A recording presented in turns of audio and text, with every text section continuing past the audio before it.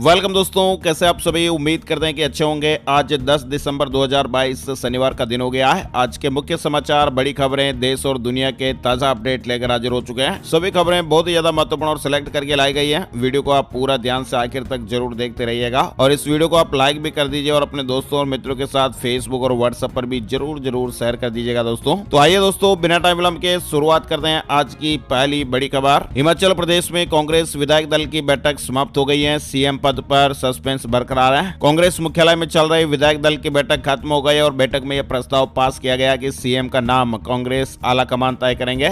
वहीं इस साल 10 महीनों में 1 लाख से ज्यादा लोगों ने भारतीय नागरिकता छोड़ी है। लोकसभा में सरकार ने इस तरह से आंकड़े जारी किए हैं। संसद का शीतकालीन सत्र चल रहा है और इस दौरान केंद्रीय विदेश राज्य मंत्री वी मुरलीधरन ने शुक्रवार यानी 9 दिसंबर 2022 को लोकसभा को सूचित किया कि साल 2022 में जनवरी से लेकर अक्टूबर के बीच 1 लाख से अधिक लोगों ने भारतीय नागरिकता छोड़ी है। साथ ही उन्होंने यह भी बताया कि लगभग 32 मिलियन भारतीय या भारतीय मूल के लोग विदेशों में रहते हैं। वहीं बड़ी खबर है, राज्यसभा में पेश हुआ यूनिफॉर्म सिविल कोड बिल, विपक्ष ने इसका विरोध किया है। राज्यसभा में शुक्रवार को भारत में समान नागरिक संहिता लागू करने से जुड़ा प्राइवेट मेंबर बिल पेश किया गया। वहीं आपको बता दें, गुजरात विधानसभा चुनाव रिजल्ट से कांग्रेस को जोरदार झटका लगा है और अब कड़े एक्शन के मूड में पार्टी है। गुजरात विधानसभा चुनाव में हार जलने के बाद कांग्रेस ने कहा कि राज्य में हुए चुनाव में उसका प्रदर्शन काफी निराशाजनक रहा है और स्थानीय नेतृत्व को लेकर अब कठोर निर्णय लेने का समय है। बड़ी खबर है, पीएम मोदी 11 दिसंबर को करेंगे महाराष्ट्र और गोवा का दौरा। दोनों राज्यों को करोड़ों की सौगात मिलेगी। महाराष्ट्र में पीएम मोदी 75,000 करोड़ रुपए की परियोजनाओं का शिलान्यास और उद्घाटन करेंगे। वहीं गोवा में PM Modi Mopa international airport का उद्घाटन भी करेंगे। पीएम मोदी 11 दिसंबर को महाराष्ट्र और गोवा के दौरे पर जा रहे हैं। वहीं अमेजन ऑफर भी चल रहा है। अगर आप भी सस्ते में सामान खरीदने का प्लान बना रहे हैं तो ऑफर चल रहा है। साल की आखिरी सबसे बड़ी सेल अमेजन पर शुरू हो गई है। वहीं पंजाब से जुड़ी खबर है, पंजाब के दिव्यांग कर्मचारियों को 1,000 रुपए मासिक भत्ता दिया जाएगा। 1 जनवरी से इस तरह की योजना लागू होने जा रही है। सामाजिक सुरक्षा, महिला एवं बाल विकास विभाग ने यह भी फैसला लिया है कि अब 40% विकलांगता वाले सरकारी मुलाजिम अपने गृह क्षेत्र में ट्रांसफर करवा सकेंगे। इससे पहले यह सीमा 60% विकलांगता की थी। पंजाब सरकार ने दिव्यांग कर्मचारियों के लिए विकलांगता भत्ता फिर से बहाल कर दिया है और इसमें दिव्यांग कर्मचारियों को लाभ मिलेगा। 1 जनवरी 2023 से इस तरह की योजना लागू हो जाएगी। वही बड़ी खबर है, स्कूल और कॉलेज बंद रहने को लेकर अपडेट आ रहा है। दक्षिण भारत में मौसम का कहर जारी है। चक्रवाती तूफान मेंडूस के कारण तमिलनाडु के तिरुवल्लुर, चेन्नई, चेंगलपट्टू और कांचीपुरम जिलों में भारी बारिश की संभावना है और राज्य सरकार ने छात्र छात्राओं की सुरक्षा को ध्यान में रखते हुए कई जिलों में स्कूल और कॉलेज भी बंद करने का फैसला लिया है। इसके अलावा कई जगह पर परीक्षाओं को भी स्थगित कर दिया गया है। तिरुवल्लुर के जिलाधिकारी ने तो ट्वीट करके भी इस तरह की जानकारी शेयर कर दी है। दरअसल दोस्तों, चक्रवाती तूफान मेंडूस से तमिलनाडु में खतरा बढ़ गया है। तटीय इलाकों में सैकड़ों पेड़ उखड़ गए। 13 जिलों में स्कूल बंद की खबर है। चेन्नई में दर्जन भर फ्लाइट्स भी कैंसिल हो गई। साइक्लोन मेंडूस के चलते तमिलनाडु के तटीय इलाकों में जमकर बरसात हो रही है। हालातों को देखते हुए चेन्नई में एनडीआरएफ को भी तैनात किया गया है। बड़ी खबर आ रही है शेयर मार्केट को लेकर। शेयर मार्केट में गिरावट देखी गई। सेंसेक्स 389 और निफ्टी 112 अंकों की गिरावट के साथ बंद हो गया।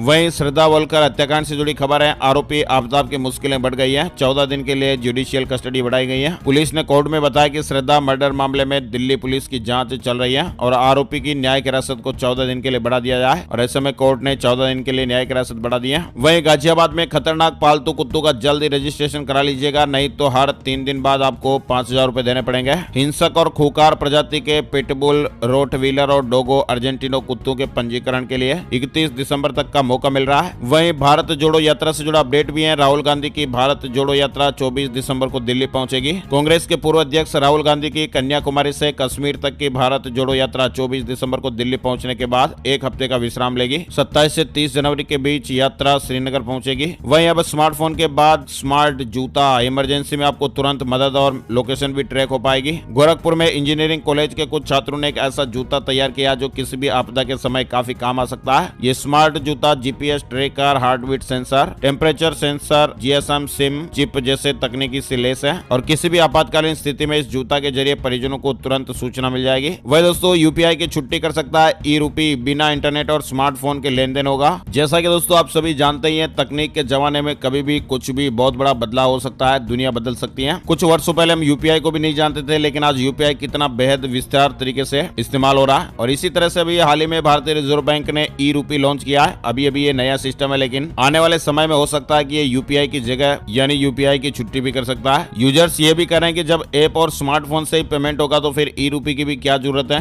क्या नोटबंदी फिर से तो नहीं हो सकती है। ऐसे कई तरह के ढेरों सवाल है जिनके जवाब आपको हम समय समय पर एक्सपर्ट के जरिए देते रहते हैं। फिलहाल ई रूपी में लेन देन ऑफलाइन मोड में भी हो सकेगा। एसएमएस और क्यूआर कोड से आपका काम हो जाएगा। बैंक की निर्भरता भी खत्म होगी, लेन देन की लिमिट भी खत्म हो जाएगी। ई रूपी का इस्तेमाल अभी दिल्ली, मुंबई, बेंगलुरु और भुवनेश्वर में इस्तेमाल की सुविधा मिल रही है। और इस तरह की सुविधा उन ग्राहकों को मिलेगी जिनके एसबीआई, आईसीआईसीआई बैंक, आईडीबीएफसी बैंक और यस बैंक में खाते हैं। इनके यूजर्स इस्तेमाल कर पाएंगे। वहीं ये कर्मचारी दिसंबर 2023 तक कर सकेंगे वर्क फ्रॉम होम। सरकार ने नियमों में बदलाव किया है। अब स्पेशल इकोनॉमिक जोन्स में काम करने वाली आईटी कंपनियों के कर्मचारी दिसंबर 2023 तक पूरी तरह वर्क फ्रॉम होम कर सकेंगे। केंद्र सरकार ने इस तरह की जानकारी दी है। दरअसल सरकार ने सेज यानी स्पेशल इकोनॉमिक जोन्स के नियमों में बदलाव किया है। कंपनियों को पूरा रिकॉर्ड रखना होगा। साथ ही 27 जनवरी को रांची में होगा भारत और न्यूजीलैंड का T20 मैच। बीसीसीआई ने यह बड़ी घोषणा की है। झारखंड को एक बार फिर अंतर्राष्ट्रीय क्रिकेट मैच की मेजबानी मिली है। राजधानी रांची स्थित JSCA स्टेडियम में भारत और न्यूजीलैंड के बीच T20 मैच खेला जाएगा और ये मैच 27 जनवरी को होगा। चलिए आगे बढ़ते दोस्तों, अगली बड़ी खबर आ रही है। गुजरात में प्रचंड जीत मिलने के बाद अब मध्य प्रदेश मिशन 2023 की तैयारी शुरू हो गई है। लेटेस्ट गवर्नमेंट जॉब से जुड़ा अपडेट भी आ रहा है। एक बड़ी जानकारी सामने आ रही है जिसमें बताया जा रहा है कि केंद्र सरकार की नौकरियों के लिए करीब 10 लाख पद खाली हैं। डिपार्टमेंट ऑफ एक्सपेंडिचर की वार्षिक रिपोर्ट के अनुसार 1 मार्च 2021 तक केंद्र सरकार के विभागों में विभिन्न श्रेणियों के तहत लगभग 10 लाख पद खाली हैं। वहीं बड़ी खबर मध्य प्रदेश को लेकर आ रही है। 13 जनवरी को मध्य प्रदेश की युवा नीति घोषित होगी। भोपाल में प्रदेश भर के युवा जुटेंगे। सरपंचों का सम्मेलन करने के बाद अब मुख्यमंत्री शिवराज सिंह चौहान युवाओं से संवाद करेंगे। स्वामी विवेकानंद जी की जयंती पर 12 जनवरी को मुख्यमंत्री आवास पर यह कार्यक्रम होगा। इसमें ऐसे 380 युवाओं को भी आमंत्रित किया गया जिन्होंने अलग अलग क्षेत्रों में उपलब्धियां प्राप्त की हैं। वहीं राजस्थान में प्री बजट मीटिंग से जुड़ी खबर है। सीएम अशोक गहलोत ने किसानों और पशुपालकों के साथ चर्चा की है। सीएनजी प्राइस को लेकर अपडेट है। सीएनजी के दामों में 70% की बढ़ोतरी का असर भी देखने को मिल रहा है। गाड़ियों में सीएनजी का इस्तेमाल घट रहा है। प्राकृतिक गैस के दामों में उछाल के बाद सीएनजी महंगा हुआ, जिसके चलते अब गाड़ियों में सीएनजी का इस्तेमाल घटा है। बिहार बोर्ड ने वार्षिक परीक्षा 2023 का कैलेंडर जारी कर दिया है। मैट्रिक और इंटर एग्जाम डेट आप वेबसाइट पर देख सकते हैं। वहीं India versus Bangladesh live streaming update से जुड़ी खबर है। आखिरी वनडे में आज बांग्लादेश से भिड़ेगी टीम इंडिया, यानी भारत और बांग्लादेश के बीच 3 मैचों की वनडे सीरीज का आखिरी मुकाबला आज खेला जाएगा। इस सीरीज में बांग्लादेश 2-0 का अजय बढ़त बना चुकी है। वहीं ये खबर हमने आपको पहले भी बता दी है। परीक्षा पे चर्चा 2023 से जुड़ा अपडेट है। प्रधानमंत्री नरेंद्र मोदी जी के साथ परीक्षा पे चर्चा के लिए रजिस्ट्रेशन शुरू हो चुके हैं। मौका 30 दिसंबर तक ही मिल रहा है। वहीं ITR फाइलिंग बीच में छूटने पर अब आयकर विभाग याद दिलाएगा, मैसेज भेजेगा। इसके अलावा दोस्तों इंडियन रेलवे न्यूज अपडेट में झांसी रेल मंडल में अब 110 किलोमीटर प्रति घंटे की स्पीड से ट्रेनें दौड़ेंगी। अब झांसी रेल मंडल में ट्रेनें और अधिक रफ्तार से दौड़ सकेंगी, इजाजत मिल गई है। किसान भाइयों के लिए अपडेट है। किसान भाई कर सकेंगे अब सीधी शिकायत। सरकार ने किसान ग्रीवेंस रिड्रेसल पोर्टल बनाया है। केंद्र सरकार किसानों के शिकायत के निपटारे के लिए किसान ग्रीवेंस रिड्रेसल पोर्टल लाने वाली है। भारत सरकार ने छत्तीसगढ़ में इसका ट्रायल भी शुरू कर दिया है और पोर्टल पर किसान भाई अपने सुझाव भी दे सकेंगे। पूरे देश में पोर्टल 1 जनवरी को लॉन्च हो सकता है, इस तरह की खबरें हैं। वहीं मध्य प्रदेश में सीएम शिवराज सिंह चौहान ने बड़ा ऐलान किया है। मध्य प्रदेश में फिर शुरू होगी मुख्यमंत्री खेत सड़क योजना। सीएम ने कहा कि किसानों पर यदि मुसीबत आए तो मामा कोई कसर नहीं छोड़ेगा। उन्होंने कहा कि प्रदेश में फिर से मुख्यमंत्री खेत सड़क योजना शुरू होगी। वहीं हरियाणा में 2023 की छुट्टियों का ऐलान हो गया है। सरकार ने लिस्ट जारी कर दी है। बड़ी खबर आ रही है महाराष्ट्र को लेकर। जी हां दोस्तों, महाराष्ट्र में गृह विभाग के तहत ट्रांसजेंडरों के लिए पद निर्मित करने के मामले में बॉम्बे हाई कोर्ट ने महाराष्ट्र सरकार के लिए बड़ा अपडेट दिया है। उन्होंने ट्रांसजेंडरों के लिए 2 पद न रखे जाने पर नाराजगी जताई और पूरी भर्ती प्रक्रिया रोक देने की चेतावनी दी है। वहीं बिहार से जुड़ी खबर है। बिहार में तय समय पर ही होंगे नगर निकाय चुनाव। अति पिछड़ा आरक्षण पर सुप्रीम कोर्ट का जल्द सुनवाई से इंकार हो गया है। निकाय चुनाव तय समय पर ही होंगे। वहीं यूपीआई यूजर्स के लिए बड़ा अपडेट आया है। गूगल पे, फोन पे, पेटीएम से अब हर दिन सिर्फ इतने रुपए ट्रांसफर कर सकेंगे। एनपीसीआई की ओर से एक नोटिफिकेशन जारी करके जानकारी दी गई है। एनपीसीआई के मुताबिक अब आप यूपीआई से हर दिन सिर्फ 1 लाख रुपए तक का ट्रांजेक्शन कर सकते हैं। वहीं कुछ छोटे बैंकों ने इस लिमिट को 25,000 रुपए तक भी तय कर दिया है। बड़ी खबर है। 69,000 सहायक शिक्षक भर्ती मामले में 20,000 सीटों पर हुए आरक्षण घोटाला मामले में गुरुवार को लखनऊ हाईकोर्ट की सिंगल बेंच में सुनवाई हुई। जस्टिस ओपी शुक्ला ने सुनवाई के बाद ऑर्डर को रिजर्व कर लिया है। वही दोस्तों, राजस्थान से एक बेहद ही दर्दनाक घटना सामने आ रही है। शादी के घर में सिलेंडर फट गए, गैस के सिलेंडर, और अब तक 7 मौतें हो चुकी हैं। जोधपुर में शादी के घर में हुए गैस सिलेंडर ब्लास्ट में 3 महिलाओं और दोपहर में 2 बच्चों की मौत हो गई। गुरुवार को हुए इस हादसे में अब तक 4 बच्चों सहित कुल 7 लोगों की जानें चली गई है, जबकि 40 से ज्यादा लोगों की हालत गंभीर है। सभी का जोधपुर के महात्मा गांधी हॉस्पिटल में इलाज चल रहा है। मुख्यमंत्री अशोक गहलोत भी घायलों से मिलने के लिए हॉस्पिटल पहुंचे। सीएम ने कहा कि भविष्य में ऐसी घटनाएं न हो, इसकी जांच की जाएगी।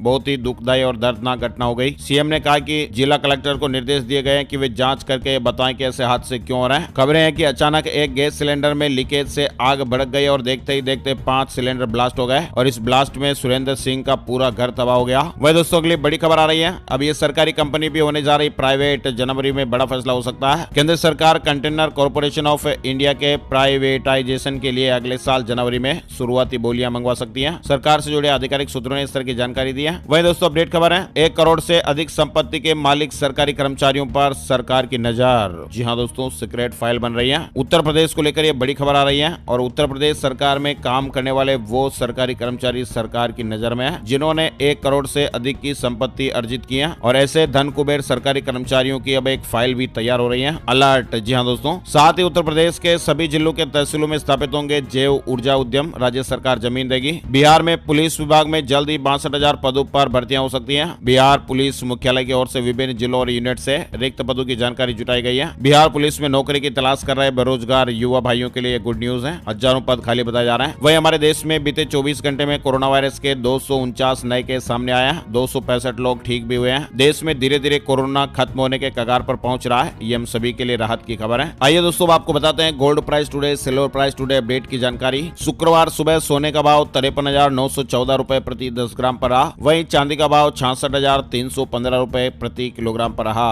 अब बात कर लेते हैं वेदर न्यूज एंड एनालिसिस में। आज संपूर्ण भारत का 10 दिसंबर 2022 का मौसम पूर्वानुमान। मौसम की जानकारी का एक ताजा अपडेट आ चुका है। स्काईमेट वेदर अपडेट के मुताबिक अगले 24 घंटों के दौरान चक्रवात तमंडोस उत्तर पश्चिम दिशा में तमिलनाडु तट की ओर बढ़ना जारी रखेगा। पश्चिम से आने वाली शुष्क हवाओं के कारण चक्रवात लैंडफॉल से पहले अपनी कुछ तीव्रता खो सकता है। ये 10 दिसंबर की सुबह के दौरान पौंडीचेरी और श्रीहरिकोटा के बीच गहरे दबाव के रूप में लैंडफॉल कर सकता है। इसके अलावा तमिलनाडु के तटीय जिलों और आंध्र प्रदेश के दक्षिणी तट पर मध्यम से भारी बारिश की संभावना है। आंतरिक तमिलनाडु और रायलसीमा में हल्की से मध्यम बरसात के साथ कुछ इलाकों में भारी बरसात भी हो सकती है। दक्षिण आंध्र प्रदेश और तमिलनाडु तट पर समुद्र की स्थिति खराब से बहुत खराब बनी रह सकती है। तट के साथ हवा की गति 60 से 80 किलोमीटर प्रति घंटे की रफ्तार से चल सकती है। अलर्ट रहने की खबर है। और इसी के साथ ही दोस्तों आज के मुख्य समाचार के वीडियो में फिलहाल बस इतना ही अपडेट। अगर आपको हमारा प्रयास अच्छा लगा तो प्लीज वीडियो को लाइक और शेयर जरूर कर दीजिएगा। फेसबुक और व्हाट्सएप पर ज्यादा से ज्यादा शेयर करिएगा। Thank you, take care, good bye, जय हिंद, जय भारत, वंदे मातरम।